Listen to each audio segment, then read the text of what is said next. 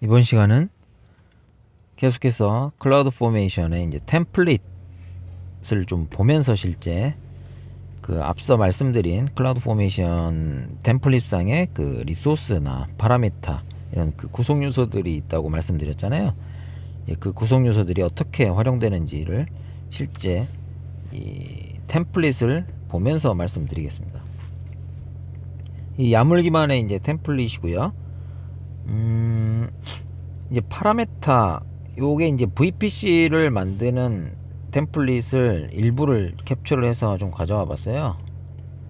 VPC를 생성하는 템플릿이고요. 그러면 이제 VPC 리소스에서 이제 VPC의 구성 요소들을 생성하는 그 항목들이 있을 거고요. 그 전에 이제 그 사용자로부터 파라미터가 인풋을 받아야 되는 어떤 값들을 정의할 때 미리 파라미터를 정의해 놓고 사용한다고 말씀드렸어요. 그래서 여기서는 파라미터로 이제 AG의 개수, 뭐 실제 VPC를 구성을 할 때 AG를 뭐 얼티로 할 건지 그거를 이제 선택을 할 수가 있겠죠. 그 값을 받고 이 파라미터의 내용을 보면 실제로 사용자가 선택할 수 있는 항목은 1, 2, 3이 있고요.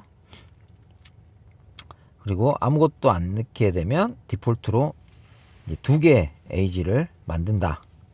이제 거기에 따라서 사실 이제 서브넷이 바뀌어야 되잖아요. 서브넷을 만들어야 되는데 서브넷을 만들 때 개수가 틀려지기 때문에 그거를 이제 컨디션이라는 걸 두고 조건을 단 거죠. 이제 조건을 두 가지를 생성을 하고요.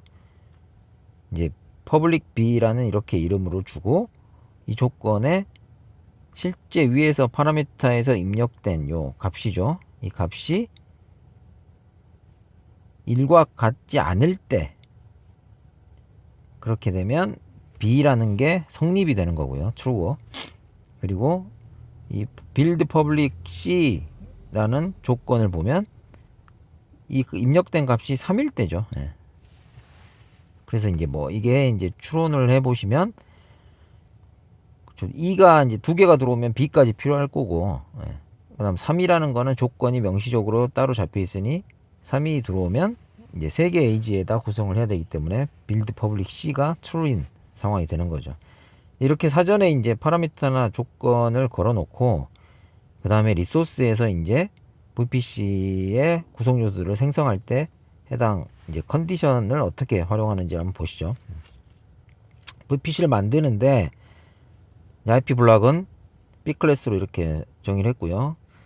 그 다음에 여기 보시면 아마 이 중간에 그 퍼블릭 뭐 서브넷을 만드는 게 이제 또 중간에 지금 제가 잘라다 붙이다 보니까 나와 있는데 이 서브넷을 만들 때 컨디션 B가 true인 경우에만 하기와 같이 프로퍼티에 서브넷들을 정의를 한다라고 돼 있죠. 예. 그래서 AG에 여기에 이제 그 펑션 함수를 갖다 쓴 게 getAg라는 함수가 이제 그 region의 AG의 그 어떤 AG의 값을 나타낼 수 있는 값이라고 보시면 될 것 같아요. 0, 1, 뭐 3개 있는 데는 2까지 나올 수 있겠죠. 리즌별로 AG의 개수가 다르기 때문에. 그래서 두 번째 값에 이제 AG를 정의를 해서 두 번째 AG에 이제 해당 서브넷의 프로퍼티에 IP들을 선언을 하고 이제 VPC 네임을 이렇게 주고 줘서 이제 만든다라고 보시면 될 것 같아요. 그 다음 뭐 AG가 이제 사용자가 3개 AG에 다 VPC를 생성을 이제 AG를 3개로 생성을 하겠다라고 했을 때는 이 public C라는 게 이제 선언이 되겠죠. 그래서 컨디션에 보시면 이제 build public C가 있죠. 그래서 build public C가 OK일 때는 요 항목이 이제 작동을 하면서 실제 이런 IP 블락을 가진 애를 해당 AG 세 번째 AG에 이제 서브넷을 생성한다라고 보시면 될 것 같아요. 그렇게 이제 만드시는 거고요. 이제 아웃풋 같은 경우도 이제 맨 뒤에 보통 지정을 하면서 여기 이제 해당 템플릿 상에서 만들어 놓은 어떤 리소스에 대한 항목 값들을 실제 다른 템플릿에서 또 활용할 수가 있거든요. 그 이름이나 이런 부분들을. 그래서 네임을 별도로 줘서 이렇게 아웃풋으로 이제 다른 템플릿에서 갖다 쓸 수 있게끔 해당 그 어떤 이름 밸류들을 그렇게 아웃풋으로 이제 따로 이제 별도의 뭐 변수 형태로 지정을 해서 다른 이제 템플릿에서 크로스로 활용할 수 있게끔 뽑아내는 기능도 아웃풋이 제공한다라고 이제 앞 시간에 말씀을 드렸습니다. 그래서 이제 많이 쓰이는 이제 펑션들 뭐 딱 보시면 아실 거예요. 레퍼런스라는 이제 내용은 왼쪽에 보시면 이제 서브넷을 만드는데 이 서브넷에 들어가야 될 항목이 VPC 어느 VPC에 해당 서브넷을 만들 거냐라는 부분이 있겠죠. 그때 위에서 선언한 해당 VPC의 값들을 이제 참조해서 이제 VPC 아이디로 활용할 수 있게끔 이제 레퍼런스 한다라고 생각하시면 될 것 같고요. 그다음에 이제 get attribute가 있는데 get attribute도 이제 실제 그 리소스의 네임의 어떤 속성 값들까지의 값을 가져올 수 있게 뭐 예를 들어 get attribute EC2 인스턴스에 availability zone 하면 해당 EC2가 있는 availability zone이다라고 인식하시면 될 것 같고요. 많이 활용될 수 있겠죠.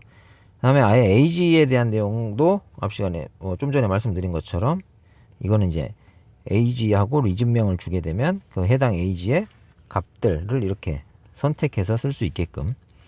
그 다음에 이제 사이더라고 이제 IP 블락을 이제 생성을 할 때 이제 쓰는 함수가 있는데요. 이제 여기는 지금 픽스하게 IP를 이렇게 생성을 했는데 이제 서브네팅을 하면서 서브넷에 IP를 쪼개서 넣어야 되는 경우도 있을 수 있잖아요. 그렇게 할 때 이제 이 함수는 IP의 이제 대역을 먼저 정의를 해주고 몇 개 정도로 쪼개겠다. 그 다음에 그때 쪼갤 때 쓰는 비트 마스크는 어떻게 쓰겠다라고 지정을 하는 거고요. 이게 5가 가리키는 게 서브넷 마스크가 이제 252525. 몇이죠 이게? 27비트면 16개인가요? 32개예요, 32개. 둘둘사인가요? 둘둘사? 그리고 8이 24 C클래스고요. 25.25.25.빵.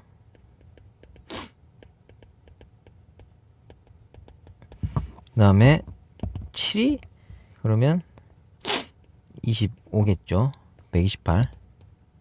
그 다음에 6이 얘가 26일 거고요. 그 다음에 64. 그 다음에 아니 64니까 192죠. 192. 그 다음에 5가 27로 해서 둘둘사가 되겠네요. 이렇게 쪼개서 이제 6개 이얘 같은 경우는 19168 빵점빵의 24 C클래스를 27비트로 쪼개서 6개로 서브네팅 해라. 이제 그렇게 해서 뭐 첫 번째 값을 가져다가 쓰고 이렇게 할 수 있겠죠.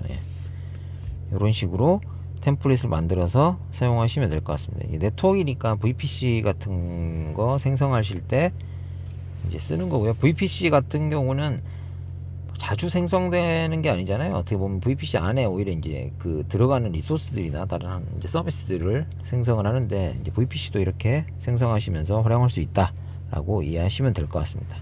여기까지 실제 이제 야물 기반의 템플릿을 보면서 설명을 드렸고요. 요게 이제 스택을 통해서 리소스 생성하는데 이제 트리거링이 된다라고 말씀을 드렸어요. 그렇게 활용하시면 될 것 같습니다. 뭐 인터넷상에 이제 이런 템플릿들이 많으니까요. 실제 AWS 계정을 가지고 한번 스택에서 불러와서 생성 한번 해보시고 뭐 그 다음에 바로 삭제. 그 스택을 바로 삭제를 하면 스택에서 만든 리소스들이 다 삭제가 되니까요. 그렇게 한번 테스트를 해보시면 좋을 것 같습니다.